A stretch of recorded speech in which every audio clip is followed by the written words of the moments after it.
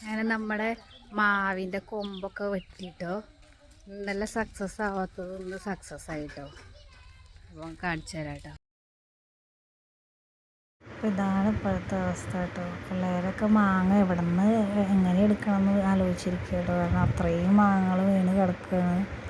അപ്പോൾ അമ്മ അതാ ബക്കറ്റ് താങ്ങി പിടിച്ച് നടക്കുന്നുണ്ട് കേട്ടോ. നിലം തൊടാത്ത മാങ്ങയെന്നും പറഞ്ഞ് കൊണ്ടുപോകുന്നുണ്ട്. അതിൻ്റെ ഇടയിൽ മാളും നന്ദും കോപ്രായങ്ങൾ കാട്ടുന്നുണ്ട്. കണ്ടില്ലേ, മേലത്തെ ചില്ലൊക്കെ വെട്ടി. മരം അപ്പുറത്തെ വളപ്പിലാണെങ്കിലും ചില്ല മുഴുവൻ നമ്മുടെ ഓടിൻ്റെ പുറത്തേക്കായിരുന്നു. അപ്പോൾ അതൊക്കെ ഞങ്ങൾ വെട്ടിക്കളഞ്ഞപ്പോഴേക്കും ശ്രീക്കുൻ്റെ കയ്യിലൊരു പടക്കമ്മ ഞാൻ പേടിച്ചു പോയിട്ടോ.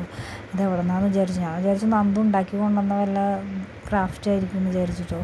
അപ്പോഴേക്കും അവ അത് വാങ്ങിക്കൊണ്ട് പോയി. അപ്പോഴേക്കും ഞാൻ മാങ്ങയൊക്കെ വെച്ച് ഇങ്ങനെ ഫോട്ടോയും വീഡിയോ ഒക്കെ എടുത്തു.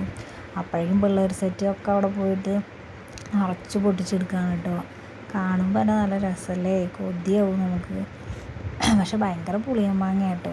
അപ്പോൾ ഇതോടുകൂടി മാങ്ങയുടെ ഇതൊക്കെ കഴിഞ്ഞു, എല്ലാം പൊട്ടിച്ചെടുത്തു. ഇനി ഒന്നുമില്ല. അപ്പോഴേക്കും ശ്രീകുമാരി കുറേ പറക്കി ചീത്തയാന്നൊക്കെ പറഞ്ഞ് വലിച്ചെറിയ കേട്ടോ. അപ്പോഴേക്കും മാളും അടുത്ത ബക്കറ്റ് തപ്പി പറക്കി കൊണ്ടുവന്നു. അങ്ങനെ പറക്കി ഇത്രയും മാങ്ങ കിട്ടി. ആ വഴിക്കൂടെ പോയ 2 ടീച്ചർമാർക്കൊക്കെ കുറച്ച് കൊടുത്തു, അടുത്ത വീട്ടിലേക്കൊക്കെ കൊടുത്തു, പിന്നെ മാഷിനൊക്കെ കൊടുത്തു.